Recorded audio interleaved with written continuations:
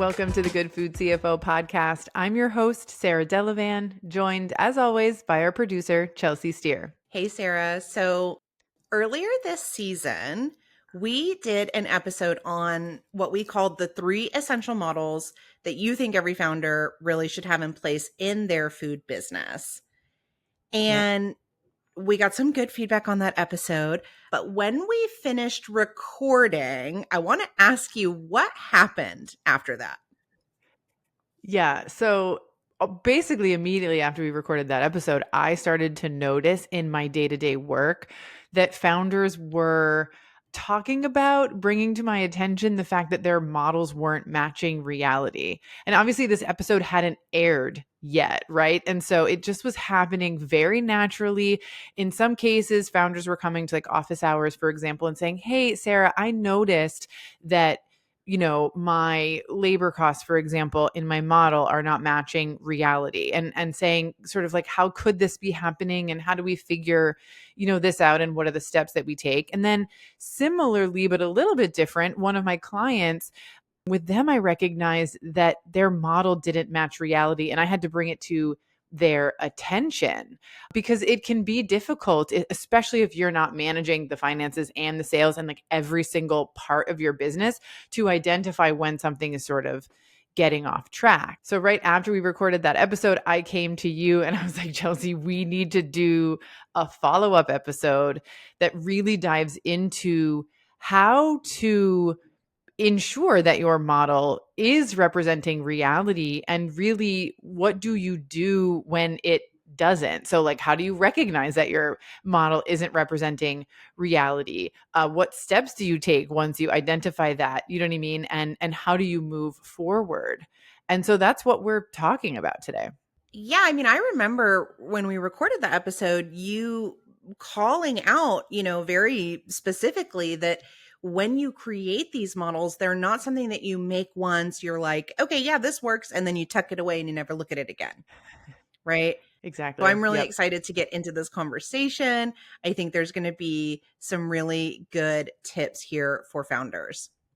But before we get into that, we have a news story that we're sharing, and I love this story. It highlights a business and really a business model, right? Mm-hmm. That is Yep. truly changing the way that food business is done. And Mm-hmm. we get to celebrate this regional food system that is really utilizing sort of non-mainstream infrastructure.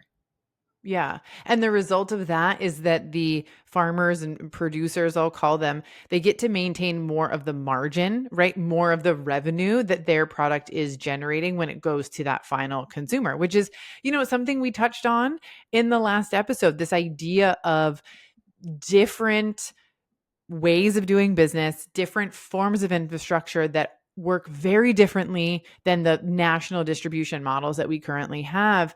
And, this idea that I truly believe in, which is that it can bring financial benefit to not only the owners of that business, but also the producers and the farmers who sell through that business, the employees and the community at large. And I think we absolutely see that in this article.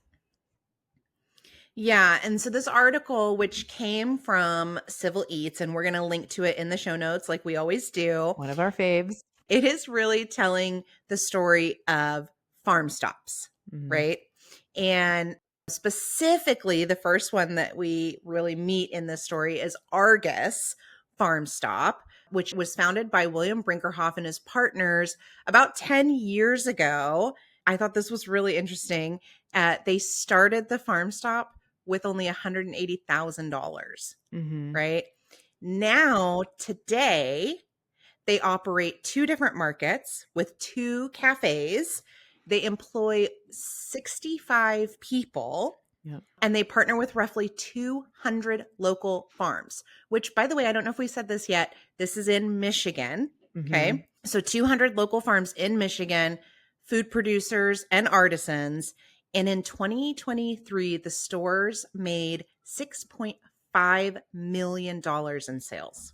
That's amazing when you think about the area that this farm stop covers, right? The number of people that are supporting this and the fact that $6.5 million of revenue, passed through these two locations, it's really, really awesome.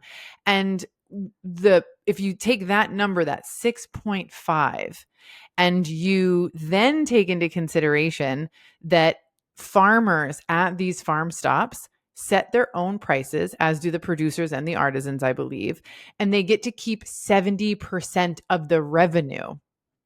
That's Yeah. massive. We're talking about 70% of $6.5 million going directly into the pockets of what we're going to call small businesses to sort of cover, cover that whole spectrum of, folks who are selling there. It's really amazing. And the model is a consignment model, right? So the way that it works is Yeah. that farmers bring their products to the farm stop maybe once or twice a week. I think it depends on the type of product you have, the type of farm you are, etc. But you bring it to the farm stop, you unload it, right? You price it yourself, and then the sales happen and you get reimbursed, right? That 70% for the products that are sold, like from your farm. I think it's a really, really interesting model. And as they say in the article, it sort of lands somewhere between a grocery store, a farmer's market, and a food hub, which is really interesting to think about. Yeah. Yeah, and going back to this idea of the producer keeping 70% of that sale price, right? Of the Hmm. revenue. That is a significant difference, right? From the average, what we see is 15% of any retail going Yeah. to the growers, the producers, the artisans. Yeah, what you're talking about there is like the larger scale grocery store, like a quote unquote traditional grocery store, where perhaps 15% will actually make it back to the farmer.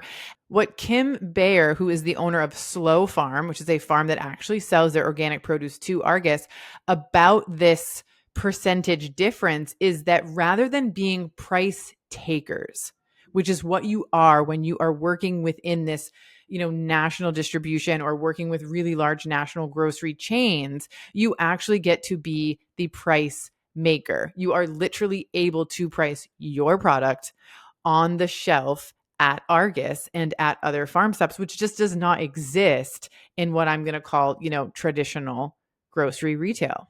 Yeah. And like you said, these farm stops, this model is kind of, as you said, between retail, farmers market, food hub, but Mhm. they do operate differently on that consignment sort of model.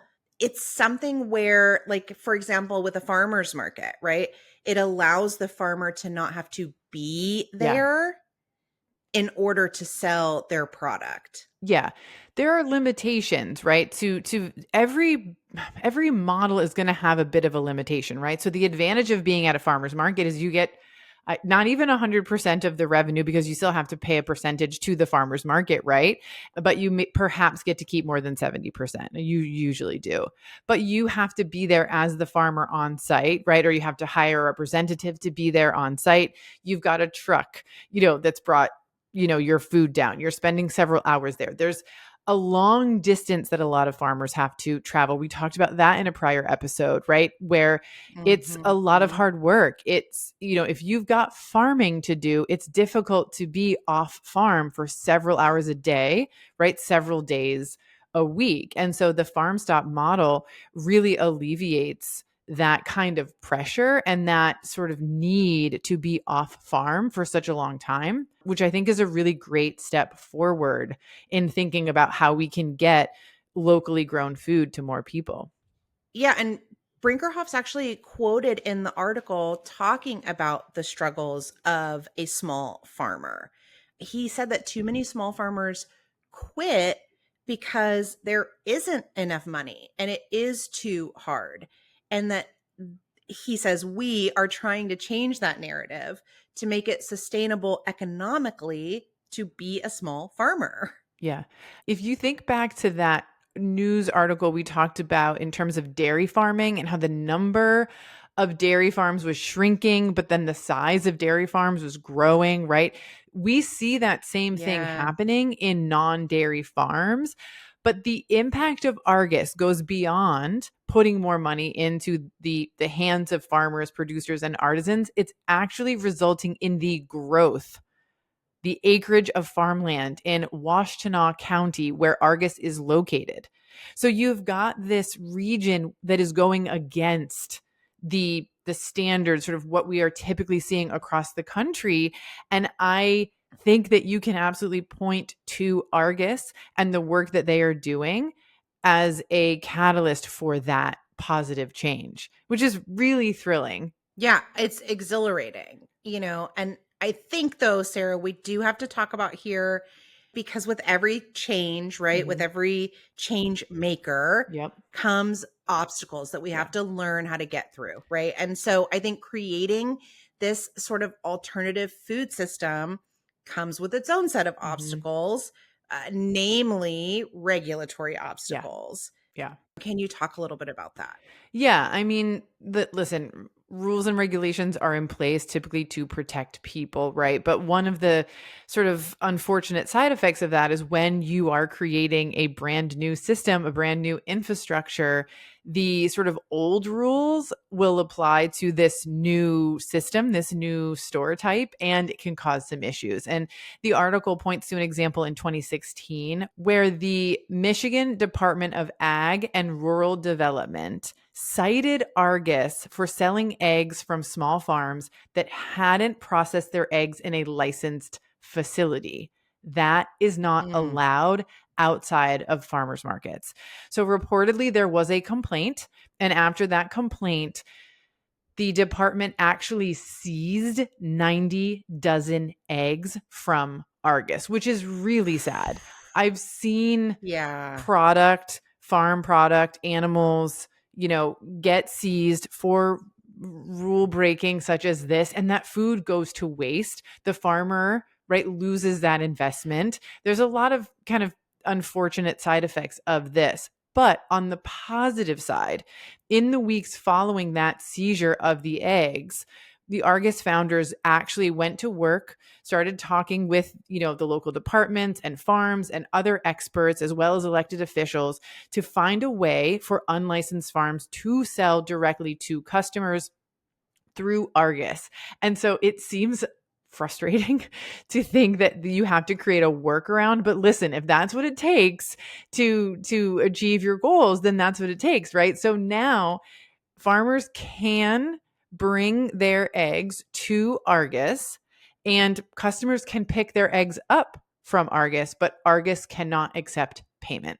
And that was an acceptable solution to allow egg sales to happen and for Argus to be the conduit for it, which is great. But as you say, like nothing new comes without bumping up against some rules, some regulations, some misunderstandings in terms of like how things have always been done before and how we might want to do them now. But I think what's really positive is that Argus is now, you know, trying to grow beyond just this farm stop or these two farm stop locations, but to become a single point of contact for school kitchens in the community, right? And other types of organizations to come and get locally grown produce, dairy, eggs, etc., right? And it's continuing to build a network, right? And to create resilience for a local food system who's now not just relying on home consumers, but has a more diverse clientele, if you will. And then one step further is that they're actually starting to take the lead on education. And in March, they held the first annual National Farm Stop Conference in Ann Arbor. There were 120 participants from across the country, including representatives from communities who are looking to adopt the model, policymakers who are hoping to understand it more, and this is very exciting, senior representatives from the USDA.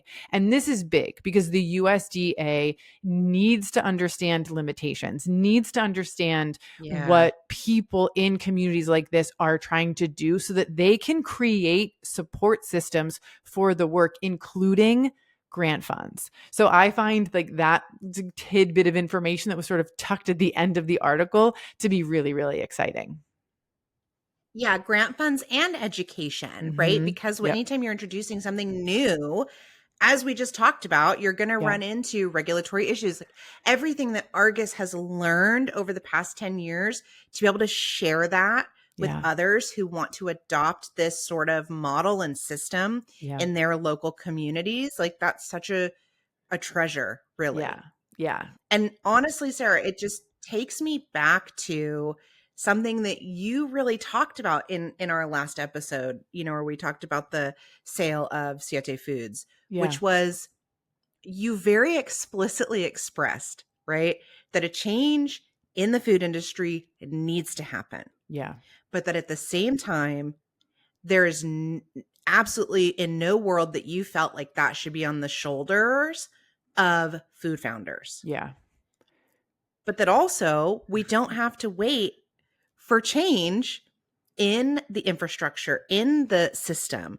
Mhm. And yeah, I think this is such a great example of that. Yeah, I think there are a lot of people who are waiting for the government to step in and do something.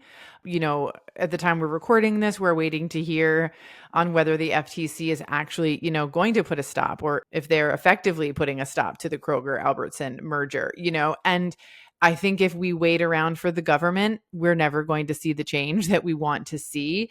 And you're right. I don't think that the farmers, for example, should bear the responsibility of growing this good food and also creating the infrastructure. They don't have time. What's cool is that William and his partner, they have done the work. They have said, we recognize or we have an idea for how we can support these farmers, how we can create a system that is a new idea and that may work. And so let's give it a try. I also can't end this news story without saying that this is a very low tech way of going about, Yeah. changing the food system. I think that there is a time and a place for tech, but as we've talked about many times here, Chelsea, food is physical. It takes people to grow food and to pick food, and it's an essential item.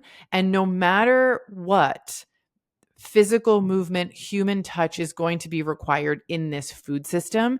And so it's beautiful to see new ways of thinking that don't require expensive tech investment, that aren't relying on technology. They aren't radically trying to change the system, but they have tweaked the system and they have tweaked it in a way that is having a huge impact. And I just absolutely applaud Argus, their founders, their team, and the farmers and communities that are supporting it. I cannot wait to watch what happens and see farm stops grow throughout this country. Yeah. And I would just echo something you said at the beginning, which is, I love to see this movement Yeah. forward Mm-hmm. by looking backward.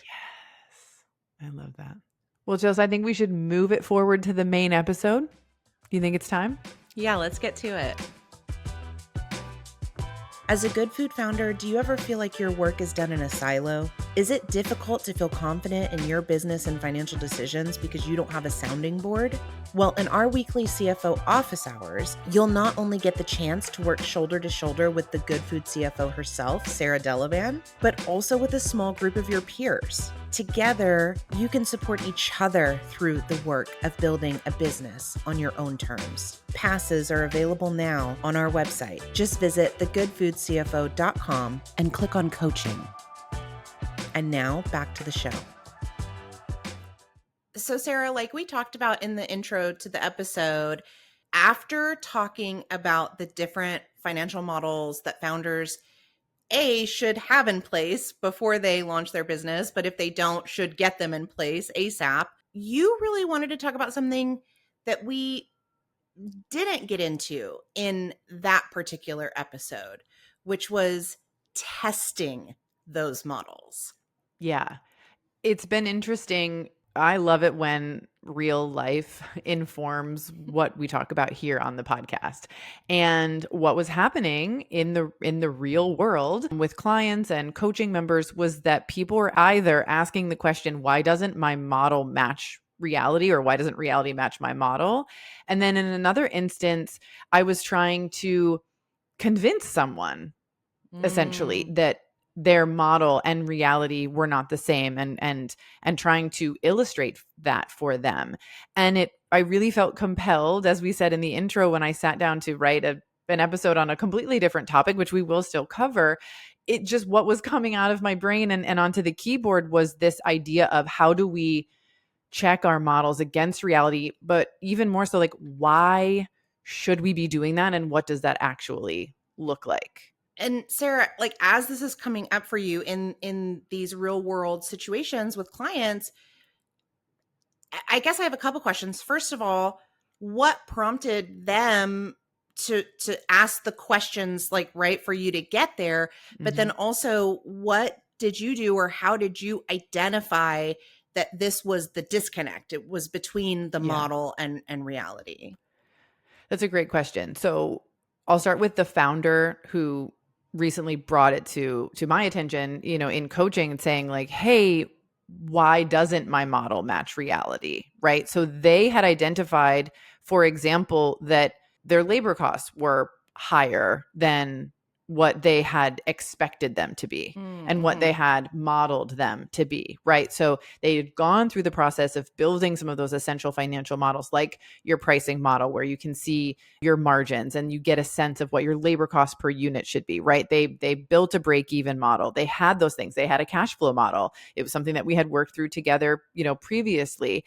And so they were recognizing like this, at least this one element is not matching up with what I thought it should. And I don't know why. And they were like trying to kind of understand that. So that's great, right? What that means is A, they have a model, and B, they're looking at their finances. They're looking at the financial outcomes of a month or a week, right? And they're recognizing the differences and they're wanting to dive further.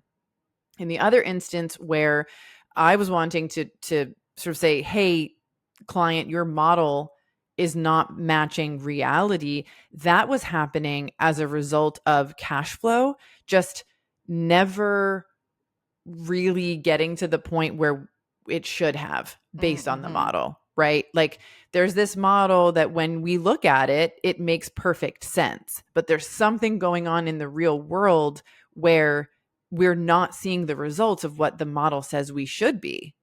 And so for that reason, we decided to also dig in and say, what is happening here? A, is there something wrong with the model? B, is the model technically right in terms of its math, but how it plays out in reality, like, is that different? And so we have to get to the bottom of essentially like what is broken in this hypothesis essentially that we have for our business. And so, Sarah, what I'm hearing you say right off the bat, right, is that as we talked about in the prior episode, number one, you have to have these models in place in your Mm-hmm. business. But then number two is you have to monitor how Yeah. it's going, right? Because that's Yeah. when you will start to see, oh, something is not matching up here. And if you're not reviewing the numbers, if you're not doing that on a regular basis, then you would potentially miss something like that. Until I guess down the road, you're like, wait, where's all my money?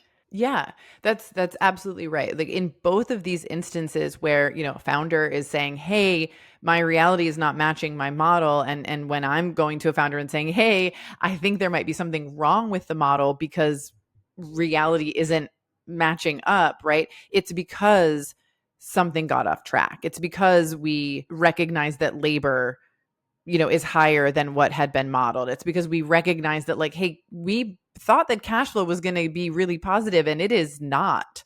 What Mm-hmm. is going on here, right? Where it's kind of moving in the opposite direction. In both of these instances, the founders have great products that are selling well, and that's actually a bad thing, right? And I like to call this sort of thing out because when you have a model that isn't working, typically the result is that the finances are worse than you expected, right? The financial outcomes are less positive than what you thought they were going to be. And so continuing to sell this very popular product, this Mm. product, that your customers love, then makes your financial situation worse instead of better. And so this is an argument. I think this whole episode is like an argument for slowing down Yeah. and testing your model. And so we're going to talk about, I think, in this episode, like, what does it look like when you reach a point where it's like, uh-oh, I'm recognizing that my model is broken, right? We're sort of going to be talking about that because those are some real life examples that I've already, brought up. But I want to steer people in the direction of, how do I test my model early on so that I have confidence in it, and then I can go and sell the heck out of this product, or go and, grow this business because I know that my model is true, or I've Yeah. modified my model so that it is true, right? And I can predict my outcomes with some level of certainty, which, if you think back to that essentials models episode, right? Part of the question there was like, how do we de-risk Yeah. the business? And you can't really de-risk the business, but in hindsight, like after recording that, it's like, what you can do is test your model.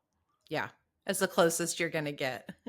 Yeah, that will help to quote unquote de-risk the business.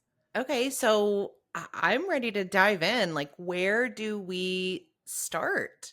Well, I think going back to those three essential models, right? There's something that you can do to test your models versus reality in each of those. But I think where the largest impact is in that pricing model. Mm-hmm. Because as we know, food is like the food industry, the food business is margin based. We know that our cash flow is a direct result of our margins, right? And so we have to get this right. And what I see very commonly is that founders will build out their pricing model, right? And in that, we've got, just to reiterate, we've got our ingredients, we've got our packaging, we've got our labor, right? And all of those costs per unit come together to essentially say, okay, this is what it costs me to make one unit. And then I'm going to price it such that I get a, 55% profit margin, let's just say. If that model is not reality, then you're generating a different profit margin, which means you're generating a different cash flow than what you expected. And the trickle down through the other essential models, right? None of them will be working correctly. And here's the deal. You have to go into the real world. The only way you can Yeah. test your model and if it will really work is to do it. So my advice here is, like, you can start slowly, right? And this is echoed in some other advice, like, launch into retail in your own backyard, or launch into retail with some independent stores, right? That's a way to test your model, sort of walk before you run, right? Mm-hmm. You can test it out at your farmer's market, et cetera, et cetera. And by the way, as we said in the previous episode, you're going to continue to test your model through time and over time, Yeah. right? As your business changes, as production changes, as your employees get raises, like, you name it, an input or an element changes, you have to reevaluate that model, retest that model. But getting back to the core here is, we have an idea of what the costs are going to be for our product, and where we see the discrepancy happen most here when we're testing model versus reality is with labor. And the reason that this is, and I've probably talked about this before, I know that I have in some COGS episodes and things, is because when our team comes to work, if we're doing our own production, they're not showing up with a kitchen ready for production. Everything is not ready to go, right? There's setup at the beginning of the day. There's cleanup at the end of the day. There's managerial responsibilities for somebody on your team, right? There's receiving of product. There's putting away, right? There's all of these other things that go on in a kitchen outside of production. So that's one way that, like, that model can be incorrect when you're comparing the model itself to reality. Another thing that happens is we have to make an assumption of how many units we can produce in an hour, in a day, in a month, right? And if that assumption is incorrect, that is going to throw off the cost to produce your products. Because essentially, it's going to take more labor if it takes more time, right? You have to take this model and test it in reality to see, okay, I thought we could make 100 units in a day. Can we? Maybe you can make 100 units in a day, but is it taking two people or is it taking three? So Yeah. is every element of my model correct, or is there something that needs to be tweaked? And then what you do is you say, okay, I can produce 100 units in a day, but it takes three people instead of two. I have to add that third person's labor into my pricing model. Does it still work? Can I still obtain the margin that I need to have a cash flow positive business, or to build a business with the level of, debt that I feel comfortable with? This is actually reminding me of your conversation with Charlotte around Yeah. the time study, Yeah. And we right? often talk about time studies in an effort to save money, in an effort to become more efficient, but it's also a tool for testing your model. I think that's a great point to bring up here. Yeah. So, okay, labor, that's a big one. Are there any other areas within our pricing model that we want to be really keen to testing as soon as possible, or like, just really highlight that this is another area that you want to look at? Yeah, I'm going to give a very, very specific example in regard to production of a product, right? So the example I just gave is associated with labor and sort of in-house production. There may be, I know that there are, right, many food businesses who work with co-packers, who work with processors of some kind. Where we have seen a discrepancy between model and reality is in the processing of a product, right? So let's say I'm going to use an animal as an example just because I think it's very clear for people. Let's say you raise chickens or you buy chickens from someone, let's say a ranch, okay? Mm-hmm. And you can sell that chicken whole or you can sell that chicken in parts. And so we're going to make an assumption for this example that you sell that chicken in parts. And you've built a model that says, okay, we pay X number of dollars for the chicken, and maybe that chicken weighs 5 pounds. And then through the processing of turning it into chicken breasts, chicken legs, chicken thighs, chicken wings, and then maybe the organs that we can also sell, we lose a little bit, right? We lose the weight of some of the bones, we lose the weight of some of the skin. And so what there's a little bit of loss there, right? So you might have a yield, as we call it, of, let's say, 80% of the Mm-hmm. original weight is actually the selling weight of that chicken now. Okay. And so you've built that into your model. And now you're saying, okay, now we've got these 4 or 5 products and we're going to sell all of them. And when we sell all of them, we generate X number of dollars. And all of that can be correct. That model is true. There's nothing broken in the model. But what may be happening in reality, and we've seen this with businesses, is that you're not selling every part of the chicken every time you process one. So to explain that a little better, maybe chicken breast, boneless, skinless are the most popular item that you sell. And so for Mm-hmm. every chicken that you sell the breast, but like the legs and the wings and the organs go into the freezer, right? And so let's say you harvest 100 chickens, you might sell through 100 chicken breasts like that and have a bunch of inventory of the other parts. So where the model is different than reality is that your model is assuming we're selling every piece of the chicken as soon as we bring it in. And reality is saying we're selling lots of chicken breasts, but we're holding on to inventory of legs and thighs and wings. And so then what is happening in reality is you have to harvest more chickens because you're out of chicken breast. You're out of stock. Mm-hmm. So you're not generating the revenue that you expected to based on your model, and you're having to spend money on new product to come in, right? And what happens is, because founders are so busy running businesses, is that they sometimes lose sight of or lose track of like what is going into inventory, or what am I not selling, or how is my product like actually selling through.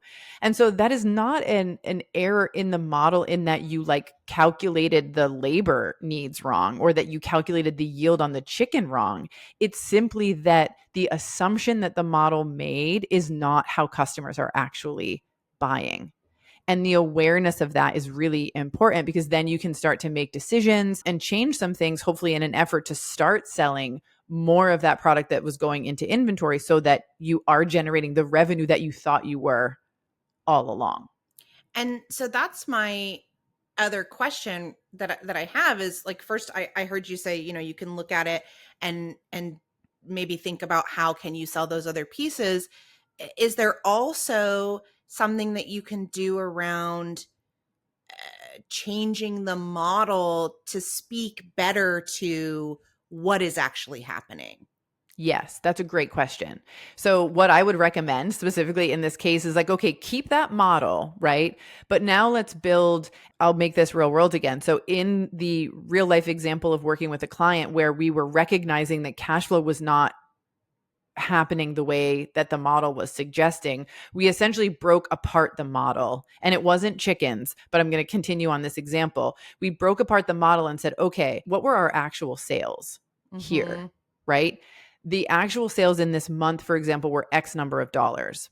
And in order to bring in that product, how much did we spend? And that was X number of dollars. And let's just say it was $50,000 in expenses to bring in that product.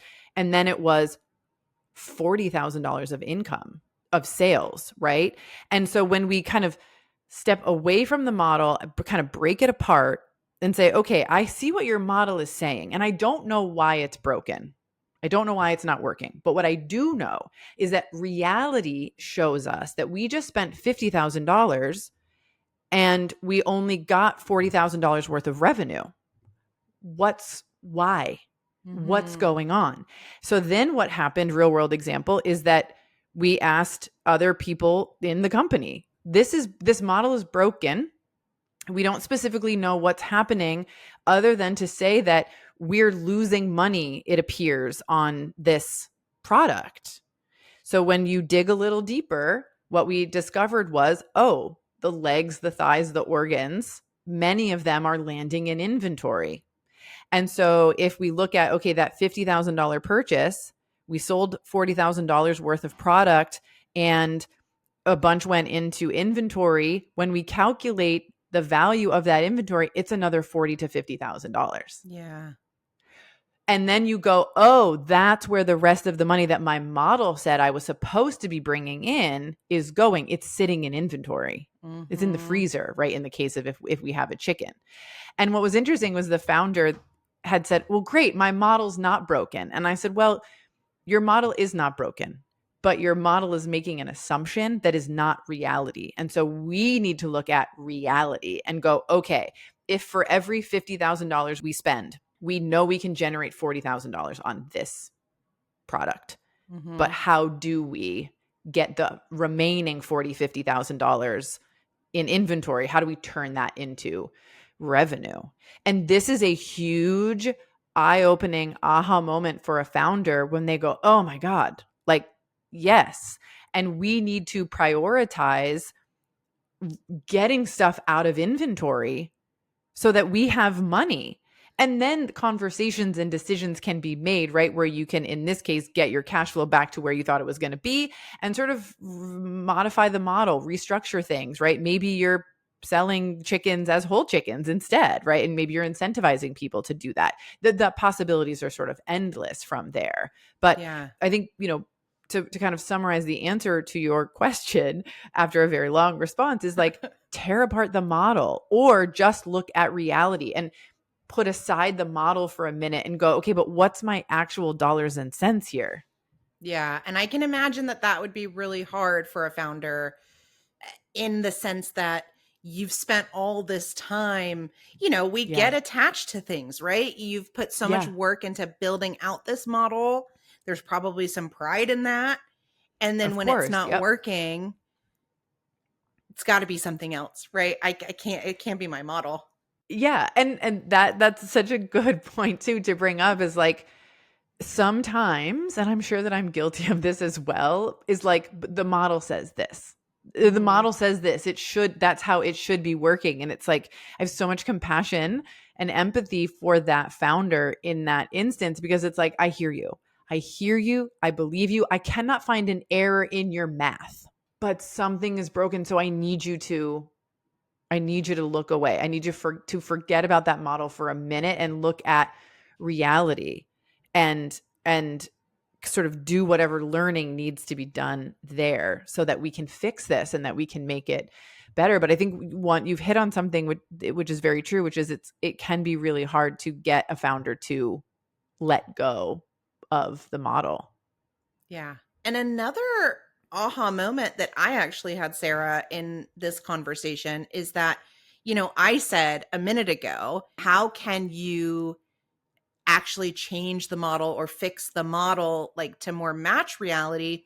And as you were talking, I realized, oh, it's not really about fixing the model. It's Mm-hmm. about changing the strategy, like with the chicken parts, right? That's when I realized it as you were talking, is like, oh, there is nothing that we can change in the model that's going to sell a bunch of chicken thighs that we're not selling. And so it really Right. is about looking at, okay, so this is the reality. What am I going to do with that? Yeah. And the reason that that relates to the pricing model is because typically you've structured a lot of your business and a lot of your other models on this idea that I'm going to spend this much to produce a product or products, and I'm going to generate this much, right? And so I've got, for every chicken that I sell, I have a particular margin that I am generating, right? But as I kind of laid out, if you're not selling the entire chicken, or if your yield is lower than what you thought, or any myriad of things, right?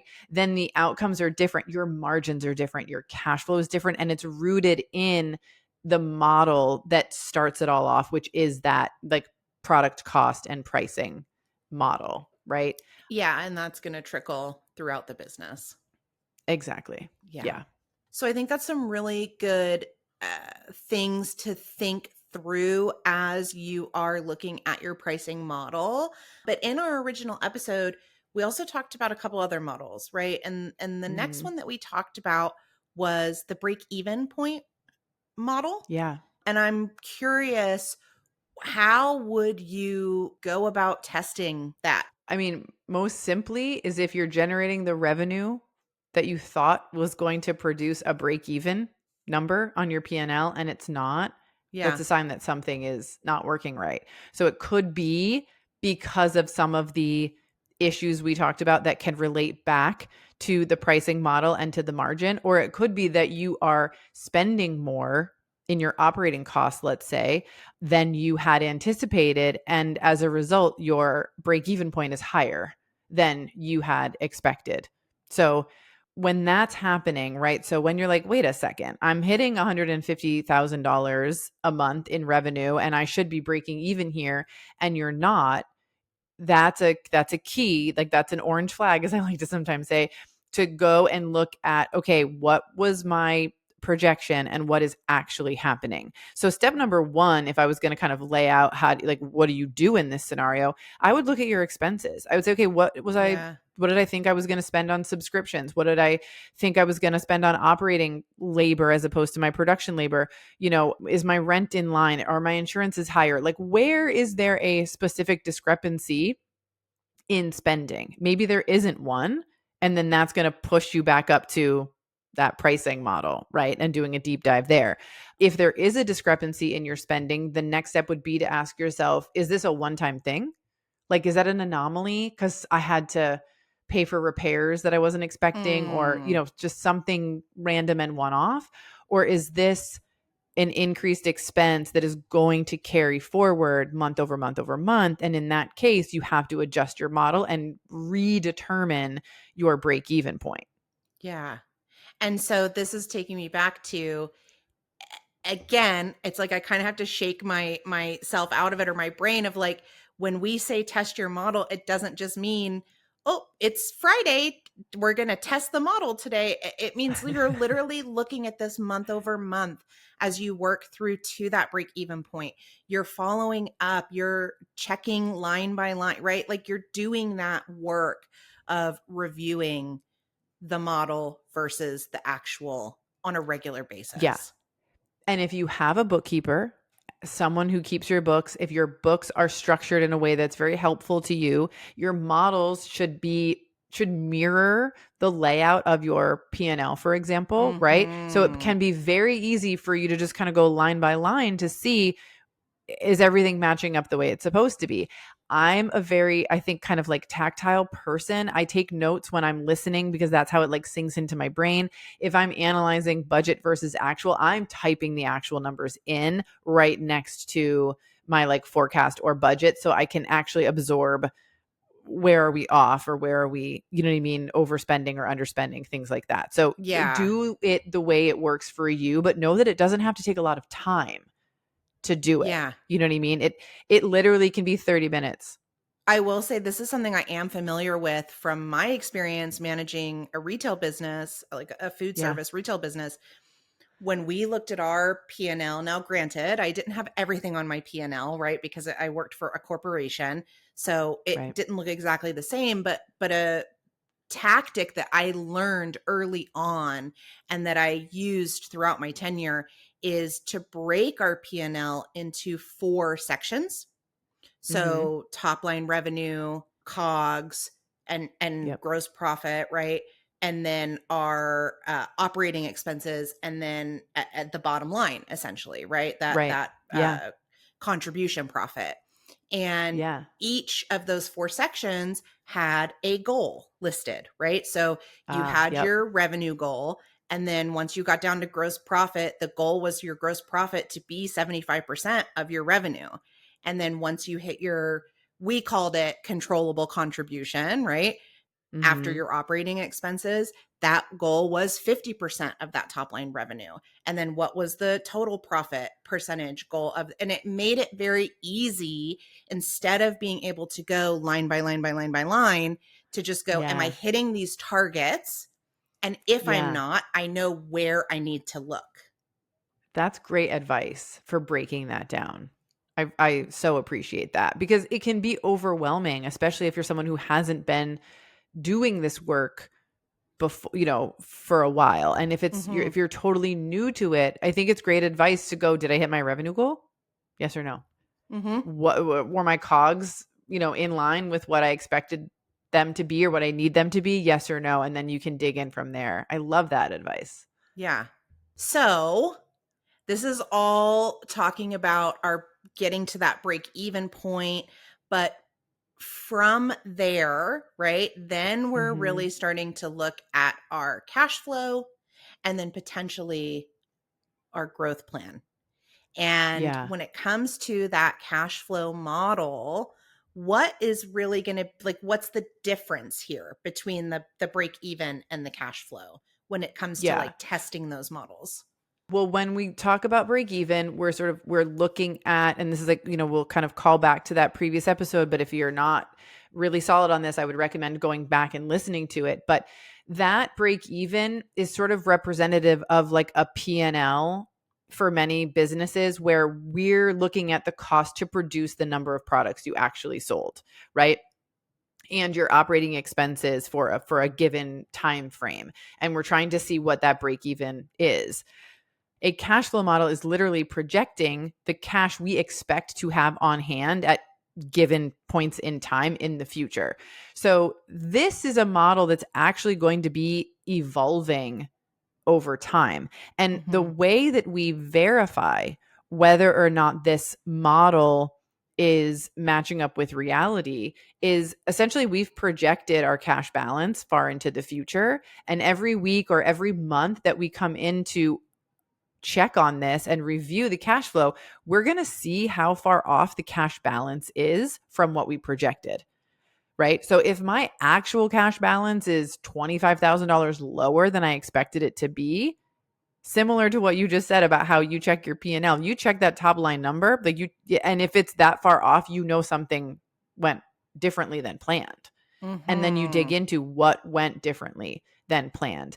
And what I think is interesting here, and I'm going to go back to the chicken example, is that again, it was like the model was telling us that we should be expecting a certain amount of money from every purchase that we make, right? So we're buying 100 chickens, we should be expecting a certain amount of revenue to come in.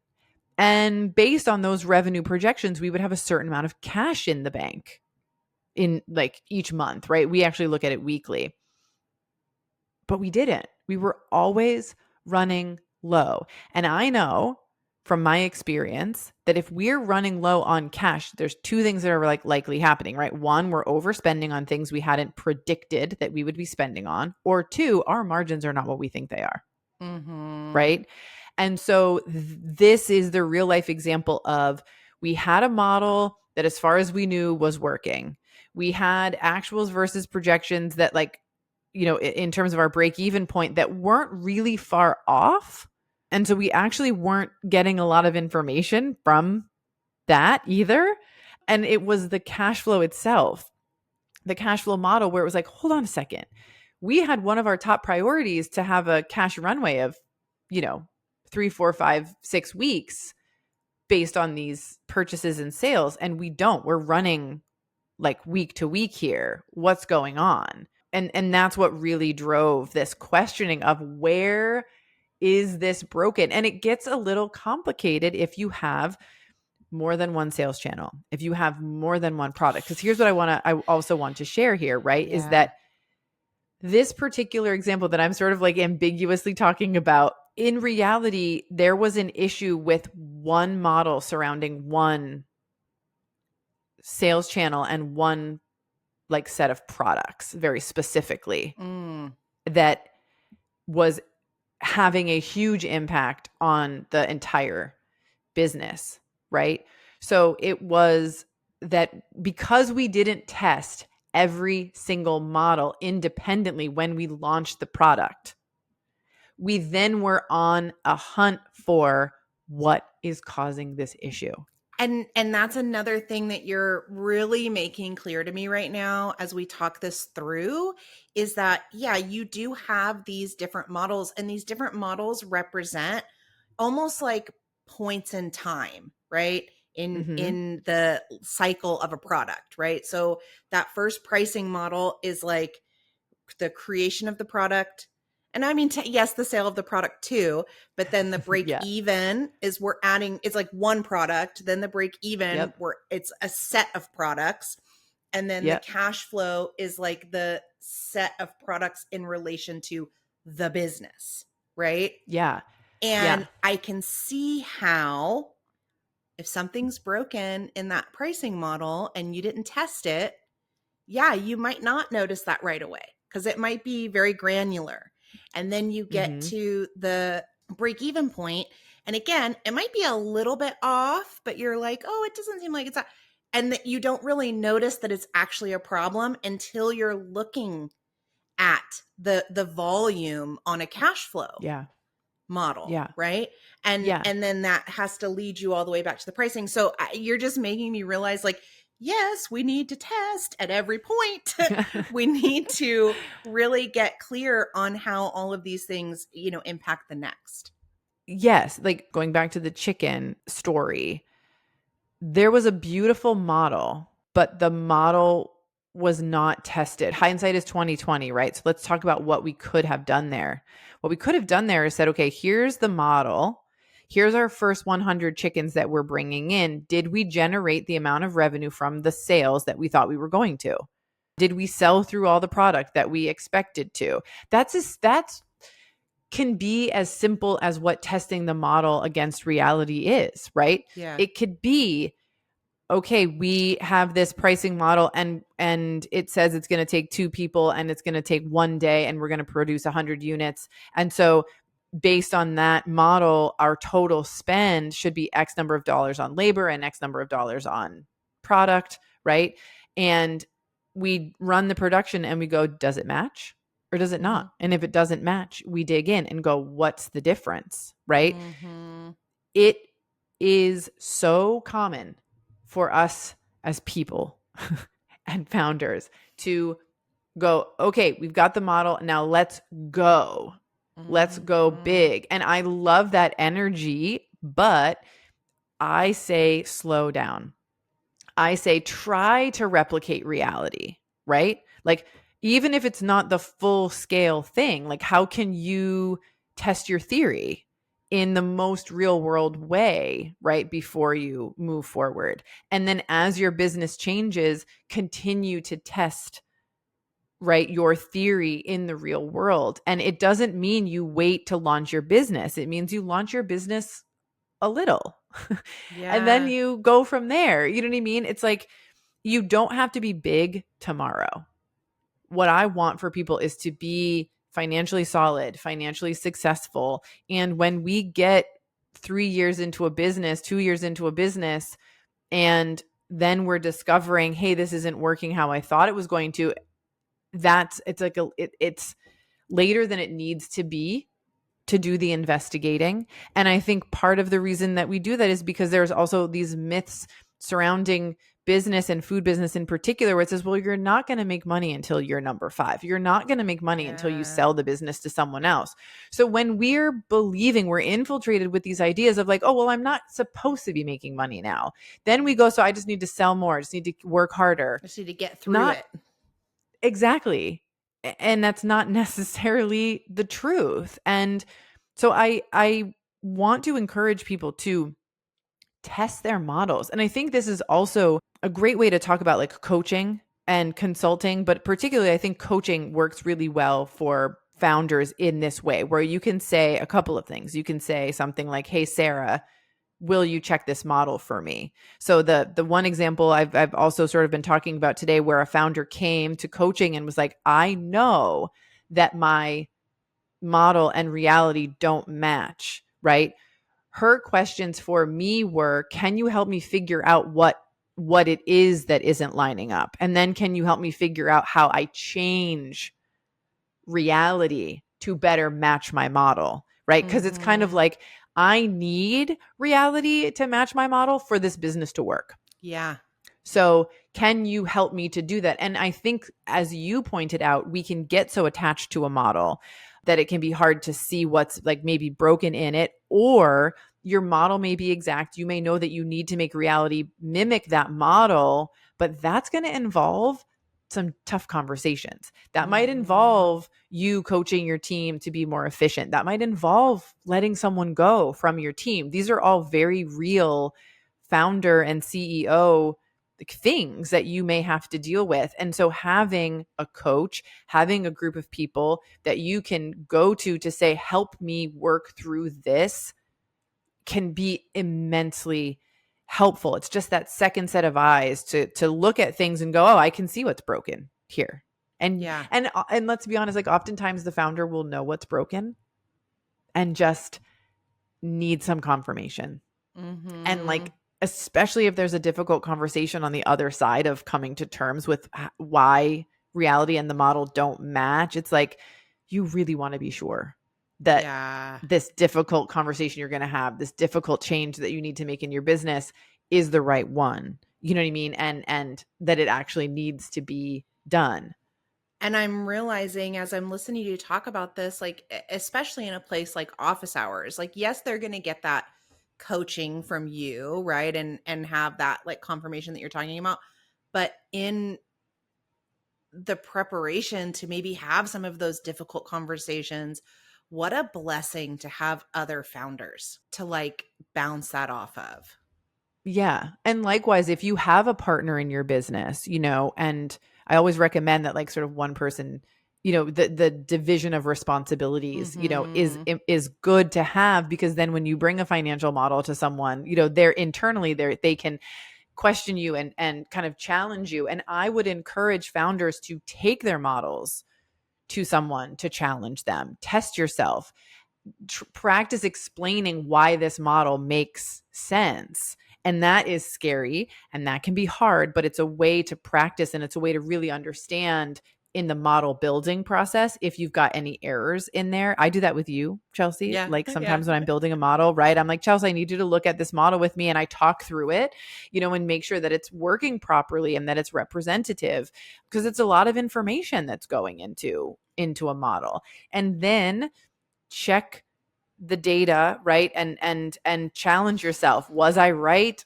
with my forecast? Was I right in my hypothesis about my business? And here's the thing, be glad if you find out that you're wrong, because that means you can fix the issue. And here's the thing, like, you don't have to have a coach. It just can be helpful to have one, especially if you're working solo, you're working in a silo, you've got everything in your mind. Another thing that's been really nice to see with some of the folks that have come to coaching, it's like they may recognize, okay, my model is not matching my reality. The next question is like, how do I change this? there's usually someone on their production team or like someone that they need to communicate Mm, the reality to help them make changes. Sometimes like you need a little bit of guidance on like, how do I best communicate this? What's the information that I should share? But having a partner can make it easier. And it might be someone who's like internal on your team. I think especially if you need to make cost cuts or you need to make team cuts, like there's a yeah. lot of energy, empathy, and thought that has to go into those processes. And so the more you test your model, the earlier you test the model, the less likely you are to have these sort of very difficult, immediately needed conversations in your business, and and Yeah. and the less likely you are to find yourself in some financial difficulties, which is one of the main things we want to avoid. Yeah. So, is there anything else that we need to think about, consider as we head into testing our models? I think just as always, like be kind to yourself. Yeah. Be honest with yourself. If you don't know something, if you need help, if you're stuck, you know what I mean? Just talk to someone, get it out of your head. Start simple, right? If you feel inclined to just start with cash flow and say, is my cash flow what I expect it to be? Then start there. Like I provide recommended orders to do things in because to me, it makes the most sense. And I think it gets to the root of certain Hmm. things sooner, but the most effective thing is going to be the thing you actually do. Yeah. So start with what you have, right? Check in on it and just go from there because yeah, do the work. Just anything that will get you to do it and to look into the numbers. Looking for more content like this? Subscribe to our YouTube channel. You'll see weekly podcast episodes as well as other content related to the show. Just visit youtube.com/@thegoodfoodcfo. Thank you for joining us here today. If you enjoyed this episode or found it helpful or inspiring in any way, please share it with your founder friends on social and rate and review the podcast wherever you listen. It's the #1 way to help good food founders find the show. We'll be back with a brand new episode next week.